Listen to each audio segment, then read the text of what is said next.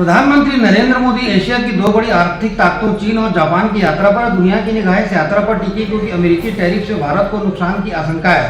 प्रधानमंत्री मोदी जापान में make in India को बढ़ावा देने के लिए सहयोग मांग सकते हैं। चीन में SCO सम्मेलन में भाग लेंगे। यहाँ रिश्तों को सुधारने और अर्थव्यवस्था को मजबूत करने पर चर्चा की जाएगी। पोलैंड में एक एयर शो रिहर्सल के दौरान F-16 लड़ाकू विमान दुर्घटनाग्रस्त हो गया। इस हादसे में पायलट की मृत्यु हो गई। विमान पुलिस वायुसेना का था। यह दुर्घटना एयर शो रॉडम 2025 से पहले हुई। यह एयर शो इसी हफ्ते के अंत में होने वाला था। यूक्रेन रूस का नया दौर गुरुवार को शुरू हो गया। रूस ने कीव स्थित यूरोपीय संघ के भवन और ब्रिटिश काउंसिल बिल्डिंग को मिसाइलों से निशाना बनाया। हमले में दोनों भवनों को नुकसान हुआ। कीव पर हुए अन्य हमलों में 4 बच्चों समेत 18 लोग मारे गए और वहीं 36 घायल हुए हैं। दिल्ली NCR में कई इलाकों में झमाझम बारिश हो रही है, जिससे लोगों को गर्मी से राहत मिली। हालांकि कई जगहों पर जल भराव होने से ऑफिस आने जाने वाले परेशानी का सामना कर रहे हैं। बारिश के कारण सड़कों पर जाम की स्थिति भी देखने को बन रही है, जिससे लोगों को आवागमन में दिक्कतें आ रही हैं। उत्तराखंड में बारिश ने रौद्र रूप ले लिया। उत्तरकाशी के धारावी में मंगलवार को आई आपदा में 60 से ज्यादा लोग अब तक लापता। कई लोगों के मलबे में दबे होने की आशंका है। रेस्क्यू ऑपरेशन लगातार जारी है। अब तक 274 लोगों का रेस्क्यू किया जा चुका है। परिस्थिति को देखते हुए स्कूल बंद कर दिए गए और लोगों को घरों के अंदर रहने की सलाह दी गई है।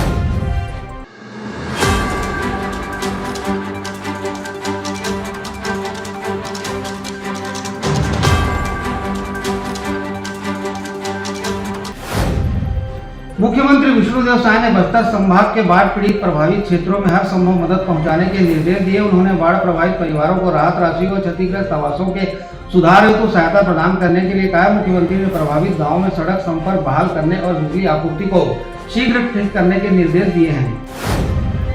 छत्तीसगढ़ के मुख्यमंत्री विष्णुदेव साय ने अपने दक्षिण कोरिया प्रवास के दौरान सियोल में एडवांस टेक्नोलॉजी सेंटर एसोसिएशन के चेयरमैन ली जे जेंग एवं वरिष्ठ अधिकारियों से मुलाकात की। मुख्यमंत्री ने कहा कि छत्तीसगढ़ सरकार निवेशकों के लिए अनुकूल वातावरण प्रदान करने के लिए कटिबद्ध है।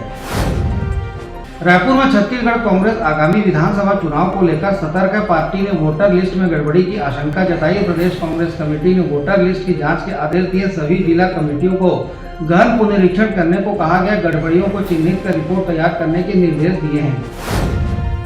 महाराष्ट्र के गढ़चिरौली और छत्तीसगढ़ के नारायणपुर सीमा पर सुरक्षा बलों ने मुठभेड़ में 4 माओवादियों को मार गिराया, जिसमें 1 पुरुष और 3 महिलाएं शामिल है। कोपरसी वन क्षेत्र में हुई इस मुठभेड़ के बाद सुरक्षा बलों ने हथियार भी बरामद किए। वहीं बीजापुर में 30 माओवादियों ने आत्मसमर्पण किया, जिनमें से 20 पर 81 लाख रुपए का इनाम था। छत्तीसगढ़ के सुकमा जिले में नक्सलियों ने एक अस्थायी शिक्षक की हत्या कर दी। नक्सलियों को शक था कि ये पुलिस की मुखबिरी करते। पिछले साल सितंबर से अब तक 5 अस्थायी शिक्षकों की हत्या हो चुकी है। राज्य में उन्हें शिक्षा दूत के नाम से जाना जाता है। यह घटना सुकमा जिले के सिलगोर में हुई। यह जगह पुलिस कैंप से सिर्फ 30 किलोमीटर दूरी पर है।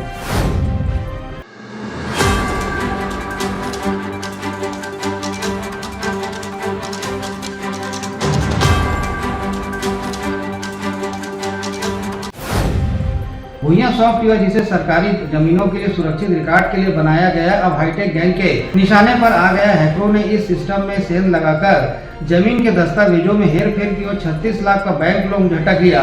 डिजिटल इंडिया के दौर में यह घटना बताती है कि जमीन की लूट अब ऑनलाइन शिफ्ट हो चुकी है।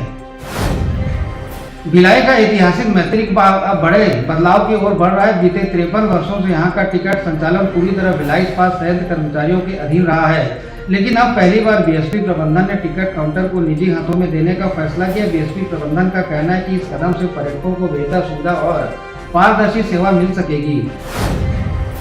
भिलाई शहर के सर्वांगीण विकास हेतु निर्माणाधीन एवं पूर्व निर्मित कार्यों का कलेक्टर अभिजीत सिंह, महापौर नीरज पाल, निगम आयुक्त राजीव कुमार पांडे ने साथ मिलकर निरीक्षण किया। राधिका नगर पानी टंकी समीप पर स्लाटर हाउस का निर्माण किया गया। इसके संचालन एवं रख रखाव के लिए नगर पालिक निगम भिलाई द्वारा रुचि की अभिव्यक्ति जारी की गई है। गैर प्रमाणित मांस मटन के विक्रय पर प्रतिबंध लगाने के लिए कलेक्टर द्वारा स्लाटर हाउस की मशीनों का बारीकी से अवलोकन किया गया।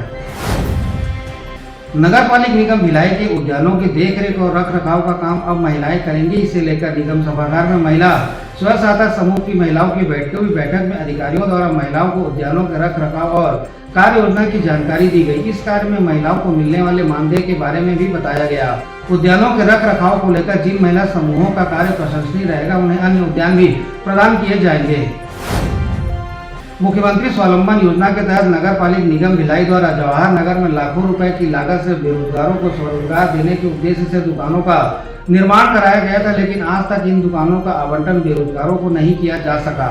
दुकान लेने बेरोजगार लगातार नगर निगम मुख्यालय के चक्कर काटते रहे, लेकिन निगम अधिकारी उन्हें कभी दस्तावेज तो कभी अन्य कारणों से गुमराह कर वापस भेजते रहे। वर्तमान में यह दुकानें पूरी तरह से खंडहर में तब्दील हो चुकी। इन दुकानों पर असामाजिक तत्वों का कब्जा शाम होते या असामाजिक गतिविधियां देखने को मिलती हैं।